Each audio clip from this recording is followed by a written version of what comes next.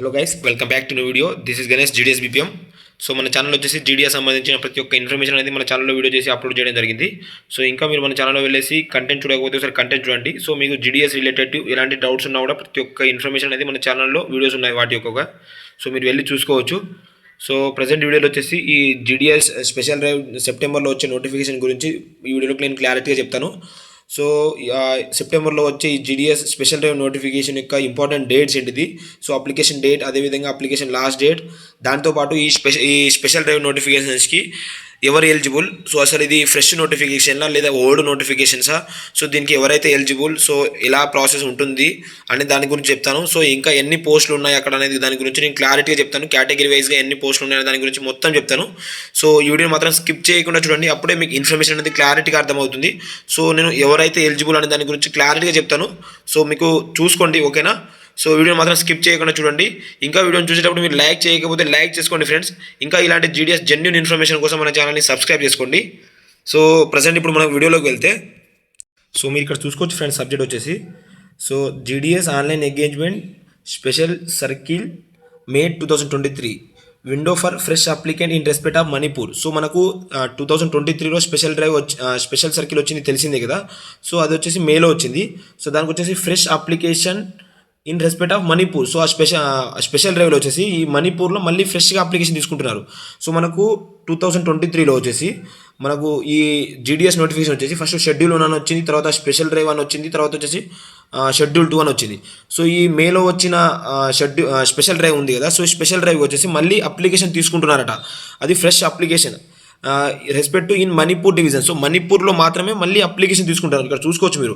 So the department had notified vacancies of various post GDS vide notified notification even number of date 25/2003. So 25/2023కి notification అనేది రావడం జరిగింది. అది వచ్చేసి GDS online engagement special circle May 2023.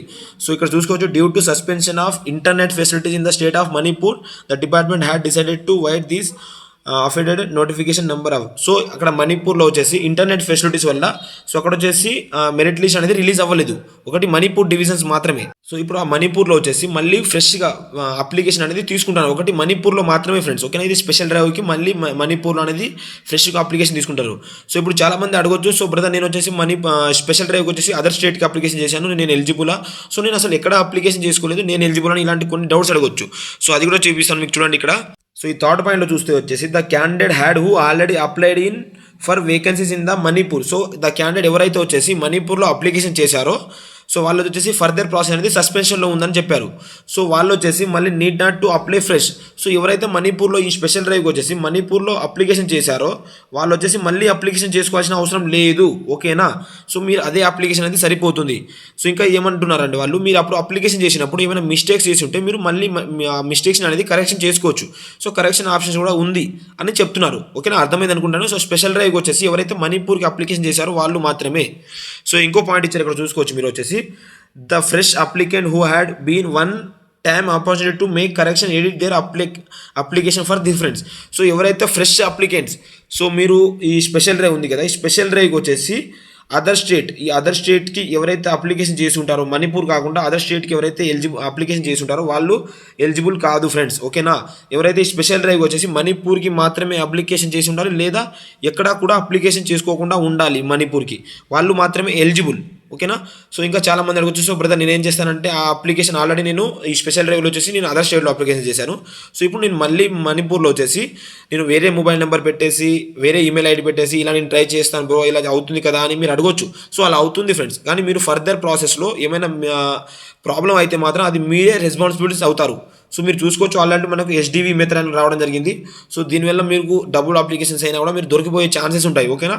So మీరు ఫర్దర్గా ఏమైనా జరిగే ప్రాసెస్కి మీరు మాత్రం దొరికిపోతే మాత్రం వాళ్ళు ఏమైనా యాక్షన్ తీసుకుంటే మాత్రం మీరే రెస్పాన్సిబిలిటీ అయిపోతుంది. సో ఇలా ఇంకో నెంబర్ పెట్టేసి, ఇంకో మొబైల్ నెంబర్ పెట్టేసి, ఇంకో ఈమెయిల్ ఐడి పెట్టేసి అలా అప్లికేషన్ అవుతుంది. బట్ అలా చేయకండి నేను చెప్తున్నాను, ఓకేనా. సో అలా మీ ఇష్టం ఫ్రెండ్స్, మీరు చేసుకుంటే చేసుకోండి, ఓకేనా. సో ఇది ఫ్రెండ్ నేను క్లారిటీగా అర్థమైంది అనుకుంటున్నాను. సో ఈ స్పెషల్ డ్రైవ్కి వచ్చేసి ఎవరైతే మణిపూర్లో అప్లికేషన్ చేసి ఉంటారో వాళ్ళు ఎలిజిబుల్, లేదా ఎక్కడ అప్లికేషన్ చేసుకోకుండా ఉండాలి వాళ్ళు మాత్రమే ఎలిజిబుల్ ఫ్రెండ్స్, ఓకేనా. సో ఇంకా చాలామంది అడగొచ్చు, సో బ్రదర్ నేను వచ్చేసి ఈ 2024లో ఈ మనకు షెడ్యూల్ 1 వచ్చింది కదా, దీనికి అప్లికేషన్ చేశాను, నేను ఎలిజిబులా? సో మీరు మాత్రం ఎలిజిబుల్ ఫ్రెండ్స్, మీకు ఎలాంటి ప్రాబ్లం ఉండదు. మీరు మళ్ళీ అప్లికేషన్ అనేది మణిపూర్లో చేసుకోవచ్చు, మీకు ఎలాంటి ప్రాబ్లం ఉండదు. సో ఒకవేళ మీకు దాంట్లో ఈ షెడ్యూల్ 1లో వస్తే దీనిలో వెళ్ళిపోండి, లేదా మణిపూర్లో వస్తే మణిపూర్లో వెళ్ళండి, మీకు ఎలాంటి ప్రాబ్లం అవ్వదు. ఓకేనా? సో ఈ 2024లో అప్లికేషన్ చేసిన వాళ్ళకు ఎలాంటి ప్రాబ్లం అవ్వదు చెప్తున్నాను. ఓకేనా? సో దీనికి ఒక ఇంపార్టెంట్ డేట్ చూసుకుంటే ఇక్కడ చూసుకోవచ్చు ఫ్రెండ్స్ మీరు వచ్చేసి. సో అప్లికేషన్ విండో చూస్తే 30/8/2024. సో ఈ మంత్ 30కి అనేది అప్లికేషన్ స్టార్ట్ అవుతుంది. సో లాస్ట్ డేట్ వచ్చేసి 3/9/2024. సో సెప్టెంబర్ 3 వరకు అనేది అప్లికేషన్ అవుతుంది. సో దీనికి వచ్చేసి 5 days మాత్రమే అప్లికేషన్ అవుతుంది ఫ్రెండ్స్. ఓకేనా? జాగ్రత్తగా చేసుకోండి. సో నేను 30 రోజు మాత్రమే మన ఛానల్లో అప్లికేషన్ వీడియో అనేది క్లారిటీగా చెప్తాను, స్టెప్ బై స్టెప్ ఎలా అప్లికేషన్ చేసుకోవాలి, ఎలా మిస్టేక్స్ చేయకూడదు దాని గురించి క్లారిటీగా చెప్తాను. సో మీరు తొందరపాటు చేయకండి ఫ్రెండ్స్, 5 days మాత్రమే ఉంది. సో 30 ఈవినింగ్ వరకు మన ఛానల్ అనేది వీడియో వస్తుంది. సో ఆ వీడియో చూసి మీరు క్లారిటీగా జాగ్రత్తగా అప్లికేషన్ చేసుకోండి. ఓకేనా? జస్ట్ 5 days మాత్రమే ఉంది ఫ్రెండ్స్. సో మిస్టేక్ చేశారనుకో మీరు రిజెక్ట్ అయిపోతారు. సో మనం జాబ్ రాకుండా కూడా అంత బాధ అనిపించదు, కానీ ఒకవేళ జాబ్ వచ్చి మనం మిస్టేక్ చేసి ఉంటే రిజెక్ట్ అయిపోతే మాత్రం ఆ బాధ వేరే లెవెల్లో ఉంటుంది ఫ్రెండ్స్. సో ఇలాంటి మిస్టేక్స్ మీరు మాత్రం చేయకండి.